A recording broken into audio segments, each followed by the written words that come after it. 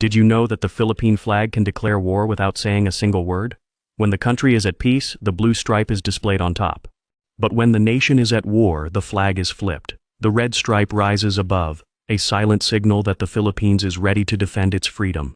It was designed by Emilio Aguinaldo while in exile in Hong Kong, and first raised on June 12, 1898, during the Declaration of Independence in Kawit, Cavite. Every part of the flag tells a story: the sun for freedom, its 8 rays for the first provinces that revolted, and the 3 stars for Luzon, Visayas, and Mindanao. The colors stand for courage, peace, and unity, values that continue to define the Filipino spirit.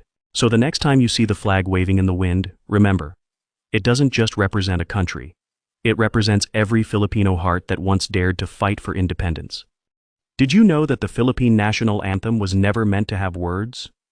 It began only as music, a solemn march called Marcha Nacional Filipina, composed in 1898 by Julian Felipe, just days before the Declaration of Independence.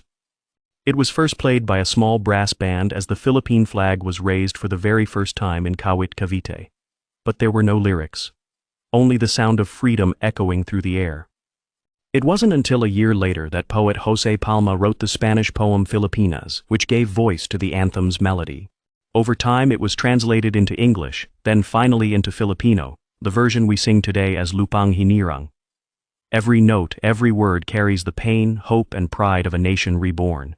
So the next time you hear those opening lines, remember, it began not as a song, but as the heartbeat of a country finding its freedom.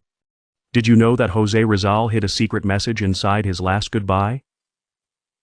Before his execution in 1896, Rizal wrote Mi Ultimo Adios, My Last Farewell, a poem so powerful it was never meant to be found. He secretly placed it inside a small alcohol lamp and handed it to his sister Trinidad, saying only, "There is something inside." Days later, his family discovered the folded manuscript, his final words to his beloved country. In it, Rizal expressed his love for the Philippines, his faith in its freedom, and his willingness to die for it.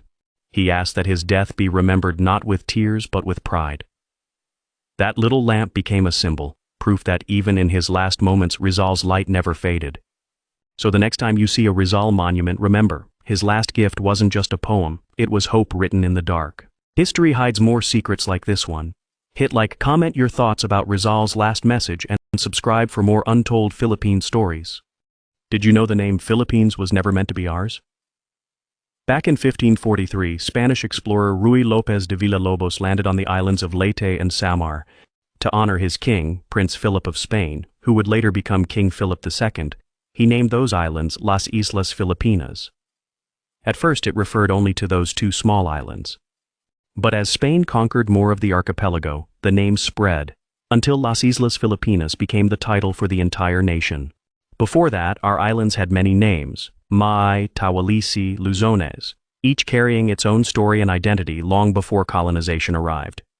So the next time you say Philippines, remember, it came from a foreign crown, but today, it stands for the freedom of a people who made that name truly their own. If you love learning the hidden truths of our history, hit like, share your thoughts in the comments, and subscribe for more stories that keep our past alive.